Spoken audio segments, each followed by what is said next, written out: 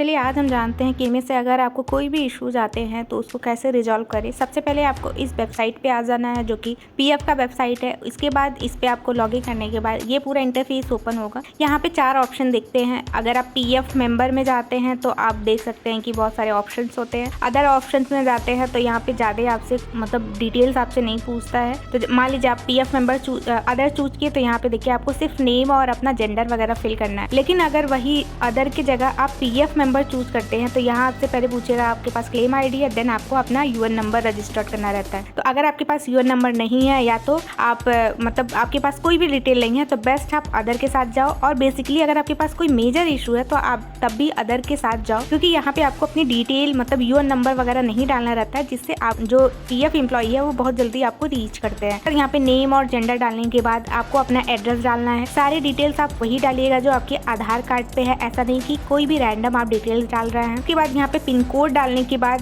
Country देख सकते हैं बाय डिफॉल्ट इंडिया है। देन आप नीचे स्क्रॉल करेंगे। यहाँ पे अब जब सारी डिटेल आप फिल कर लेंगे, आपका जो भी एड्रेस है जो आधार कार्ड पे है, आपका जो पिन कोड है, आपकी जो कंट्री है, आपका स्टेट है, वो सारी चीजें प्रॉपर फिल करने के बाद अब आपको यहाँ पे और भी डिटेल फिल करना है। जैसे आप देख सकते हैं कि आगे आगे यहाँ पे स्टेट वगैरह पूछेगा। स्टेट वगैरह जो आपकी आधार कार्ड वाला स्टेट है वही आप डालिएगा। उसके बाद कॉन्टैक्ट नंबर आपको डालना है, मोबाइल नंबर और ईमेल एड्रेस डालना है। मोबाइल नंबर और ईमेल एड्रेस आप अपना ही डालिएगा और यहाँ पे कंफ्यूज नहीं होना है। मोबाइल नंबर और कॉन्टैक्ट नंबर आपको 2 दिख रहा है। जहाँ पे स्टार मार्क है जो मैंने डॉट बनाया हुआ है, स्टार मार्क वाला ही डिटेल आपको कंपलसरी फिल करना है। तो मोबाइल नंबर और ईमेल आईडी आपको डालना है। कॉन्टैक्ट नंबर आप छोड़ सकते हैं, तो आप अपना ही नंबर और ईमेल आईडी डालिएगा जो आपके अभी चालू मोड में हो। उसके बाद अब आपको अपना ग्रेवियंस का जो रीजनल ऑफिस है वो डालना रहेगा। मतलब आपके पीएफ का जो रीजनल ऑफिस है, सारे कंपनी का अलग अलग और सारे एम्प्लॉय का अलग अलग रीजनल ऑफिस होता है। तो ये आप अपने एचआर से पूछ सकते हैं। अगर आपको नॉलेज नहीं है तो आप रैंडम डाल दो, क्योंकि आपको अपना प्रॉब्लम रिजॉल्व करना है और मेन दिक्कत है आपका पीएफ ही। तो रीजनल ऑफिस इतना मैटर नहीं करता है, तो आप यहाँ पे अपना रीजनल ऑफिस कोई भी चूज कर लो। उसके बाद अब आपको अपनी कंपनी का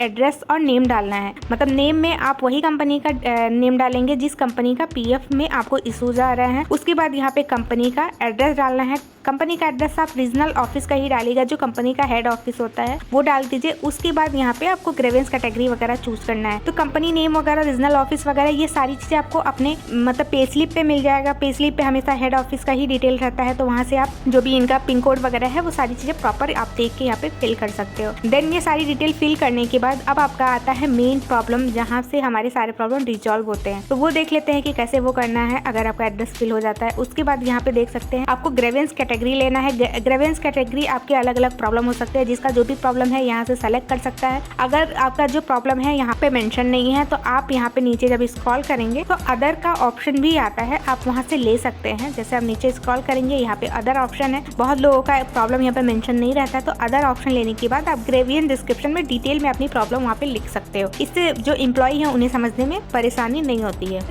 ये भी है कि अदर या कोई भी प्रॉब्लम आप यहाँ पे अगर कैटेगरी में चूज कर रहे हो तो आपको डिटेल में ही अपनी प्रॉब्लम डालनी है, ताकि यहाँ पे इसीलिए स्टार मार्क किया हुआ है कि अगर आपको जो भी इशू आ रहा है, बहुत लोगों का यूएन लॉगिन हो जाता है बट ओटीपी नहीं आता, तो जो भी XYZ है वहाँ डिटेल में लिखना है। उसके बाद यहाँ पे कैप्चा डाल के सेम टू सेम आपको सिक्योरिटी कोड डालने के बाद यहाँ पे स्टार मार्क हुआ है, उसके बाद यहाँ पे सबमिट कर देना है। तो आपका जो प्रॉब्लम है वो वहाँ पे रेज हो जाएगा। उसके बाद आपके पास एक रजिस्ट्रेशन नंबर आ जाएगा। वो रजिस्ट्रेशन नंबर आपको कहीं नोट कर लेना है, ताकि आगे का भी मैं प्रोसेस इसी वीडियो में आपको बता देती हूँ, ताकि आपको बार बार दूसरी वीडियो देखने की नीड ना पड़े। तो आप वो रजिस्ट्रेशन नंबर कहीं नोट कर लीजिए। उसके बाद यहाँ पे देख सकते हैं, हाँ ये भी चीज़ आपको मैं बता दे रही हूँ, यहाँ पे जो स्टार मार्क किया हुआ है आप यहाँ देख सकते हैं, मैं हाईलाइट करके दिखा दे रही हूँ। ये सारी डिटेल आप जब फिल कर लेंगे तभी सबमिट होगा। बहुत लोग इसमें से बहुत सारी डिटेल फिल नहीं करते हैं और जब सबमिट के बटन पे जाते हैं तो उनका सबमिट नहीं होता है। तो ये चीज़ ध्यान रखिएगा कि स्टार मार्क वाला सारा बॉक्स आपको भरना कंपल्सरी है। उसके बाद जब आप वो रजिस्ट्रेशन नंबर जो मैंने बोला था आपको नोट करके रख लेना है, तो अब आपका मेन प्रॉब्लम स्टार्ट होता है। मतलब मेन आप जो अपना प्रॉब्लम ट्रैक कर सकते हैं। यहाँ पे आप अपना रजिस्ट्रेशन नंबर डालें, मोबाइल नंबर और ईमेल एड्रेस वही डालें जो अभी आपने एक प्रॉब्लम रेज करते हुए डाला था, और सिक्योरिटी कोड जो यहाँ पे कैप्चा दिख रहा है सेम आपको डालना है। बहुत लोग बोलते हैं कि मैंने प्रॉब्लम यहाँ पे ग्रेवियंस डाला था बट मेरा प्रॉब्लम का कोई रिजोल्यूशन नहीं मिला। इसी वजह से नहीं मिला क्योंकि हम यहाँ पे ट्रैक ही नहीं कर रहे हैं कि वो इम्प्लॉय हमसे क्या मांग रहे हैं, क्या डिटेल, क्या डॉक्यूमेंट हमारा मिसमैच है, क्या रिक्वायरमेंट है उनका। तो आपको यहाँ से ट्रैक करना है और कैप्चा वगैरह डाल के यहाँ पे सबमिट कर देना है। 9 to 10 डेज के अंदर अंदर आपका जो भी प्रॉब्लम होगा वो रिजॉल्व हो जाता है, अगर आप यहाँ से ट्रैकिंग प्रॉपर करते हैं। Thank you so much guys, मिलते हैं नेक्स्ट वीडियो में, तब तक के लिए बाय बाय।